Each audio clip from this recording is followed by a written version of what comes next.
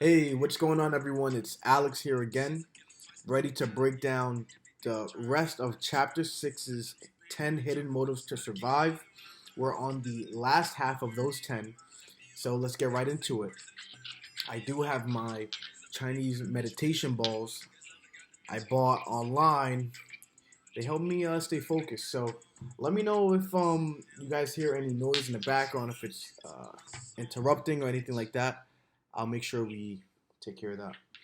All right, nice. So, picking up from last video, the hidden motive to survive we're on now is traitor, hiding your true feelings and actions, thoughts for fear of losing a benefit. Let me say it again.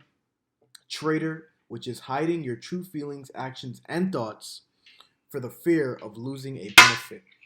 So, some prime examples of expressing traitor, the hidden motive to survive, is I've taken some notes over here. Um, for those of you who are men or women, gay or lesbian or any of the other ones out there, for those of you who, for whatever reason, know that you are sexually not attracted to the traditional, uh, male or female that, for example, your parents might expect you to be, you might be feeling like you're a traitor because every time you see your parents, you know that there's a secret in your head that you want to tell them, like, hey, listen, I'm into guys, I'm into girls, whatever the case may be, or even around your friends, but you don't necessarily know how to come out and tell them that and be vulnerable and be open, which will allow you to be a lot more, anxiety free and clear headed. You don't do these because you have a fear of losing a benefit. You have a fear of losing, maybe the benefit could be your counterparts not judging you, right? Or maybe a benefit regarding your father has you to become the CEO of his business. And by you telling, your father and your family that you're gay or you're into whatever, um, that you fear losing that benefit. So that's a perfect example of feeling like you're being a traitor, of demonstrating that hidden motive to survive. Another example is wanting to be, a tattoo artist, for example, and your family expect you to become an attorney or a doctor, right? You begin to shudder away from them. You don't want to open up or express yourself to them as much because deep down you have this thought in your head that uh, I'm not being honest, I'm not being truly 100% unapologetic to who I am. And that has a lot of effects to many people. You see people who are in the gay community who are traumatized, that they speak on stuff like this. And that's just from what I've seen. Not to mention that, we also have, um, how about wanting to, join a competitor's organization and you are, in the family business, right?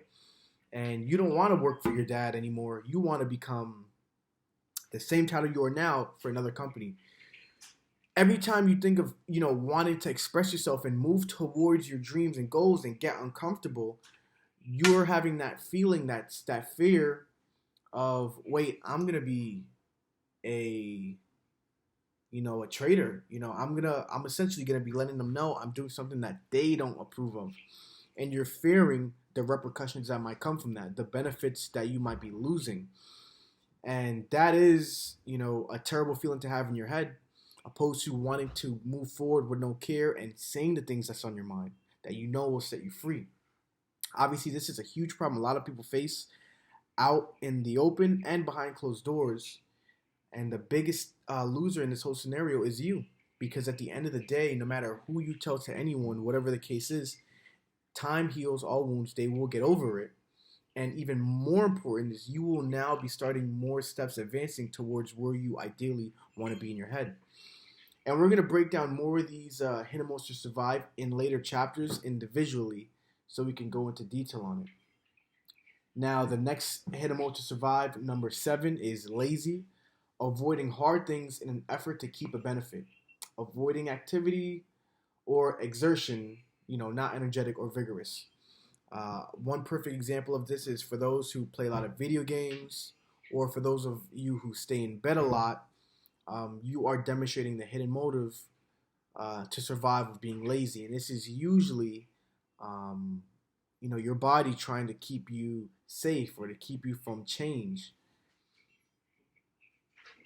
Resistance is the next one.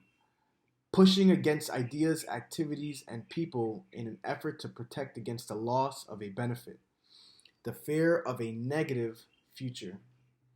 Pushing against ideas, activities, people in an effort to protect against the loss of a benefit. The fear of a negative future. This one speaks volumes to me personally. This is one I exercise a lot and I catch myself in, and a lot of people do. Essentially, all resistance is you need to do something next, or you're thinking about something, or yeah, you're about to do something next. You're thinking about doing something next, or you're gonna be in engagement or communication with a person, and you are almost physically, it's all mental, but almost physically pushing that thought out of your head. Like, I don't even want to entertain that right now.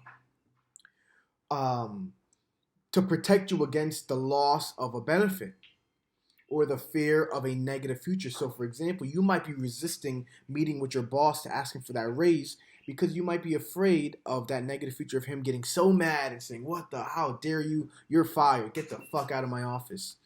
Just because you asked for a raise, which is usually not going to happen. But your drunk monkey creates these stories. Another example of resistance is ideas. Telling yourself, for those of you who work at home, especially during, times like, where there's emergencies, pandemics, whatever the case may be, where you're forced to stay home, or if you're just a regular day-to-day entrepreneur and you can work from home, you might be waking up and saying, okay, now it's time for me to go start work, get to work. And the idea of you saying it's time to start work, or the idea of you joining a new activity that doesn't regard you being comfortable, the brain might push against, especially for those in sales entrepreneur positions, because usually work requires you getting vulnerable, putting yourself in a position where you can get rejected. Cold calling, door knocking, doing appointments. These are things that, the brain perceives as very dangerous because it's equivalent to change in the survivor's mind. Danger and change are the same thing. Anything that keeps you away from the status quo. Hidden motive to survive. Number 9, hatred, an intense dislike or ill will, the fear or differences, broken expectations that turn into anger. Hatred, an intense dislike or ill will, fear of differences, broken expectations that turn into anger. Now, this one right here is something that we see. This is a hidden motive to survive that we see daily in the media, in public, especially in today's political climate. Perfect example of this is a lot of people out here support Trump, right? A lot of people out here support Bernie Sanders. A lot of people support whoever. But for whatever the case may be, what we see is Donald Trump has a very polarizing personality, a very polarizing take on certain policies in government. And whenever people are open about Trump or any other political figure, we'll just use Trump as an example. A lot of times when people say they support Trump, a lot of people who don't agree with Trump's sayings take offense to that. And they almost want to wish death upon, the person on the opposing side of their fence, mainly and only because of their beliefs and what they are, quote unquote, standing for, without even actually personally knowing the person. And a reason of that is because it's your fear of differences. The brain, it stems from the situation is a fear of differences. The brain perceives that person's arguments and views that they are choosing to adopt.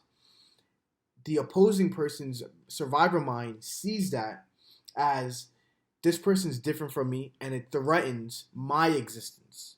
Because if they are choosing to represent, for example, Trump has a very strict policy on immigration. A lot of people who support Democrats or whatever the case may be, or who are just against Trump, are mainly because they have immigrants in their own family and they care about them deeply. They love them to death. It's family.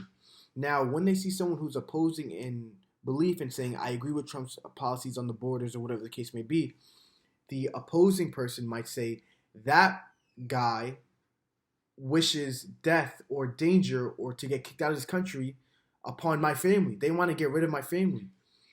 And it creates a spiral of just negative emotions, suppression, and just everything negative in your own head about that person. When the reality is, even if they view that belief for Trump and liking immigration policies, it has no effect on you and your life and your family's life at all. All right, so hidden motives to survive. Number 10, grudge. Holding on to a persistent feeling of ill will or resentment to make sure bad things won't happen. So, for example, a huge one I could think of in grudge is, let's say you had a partner, you in a relationship, and you were dating a girl for however long, let's say 2 years, 3 years, and then that person broke up with you, and you find out they cheated on you. That will cause you, or may cause you, to hold on to that feeling of, I can't trust, girls. They did me dirty. Girls are untrusted. You can't be in a relationship for X amount of time because then they get comfortable.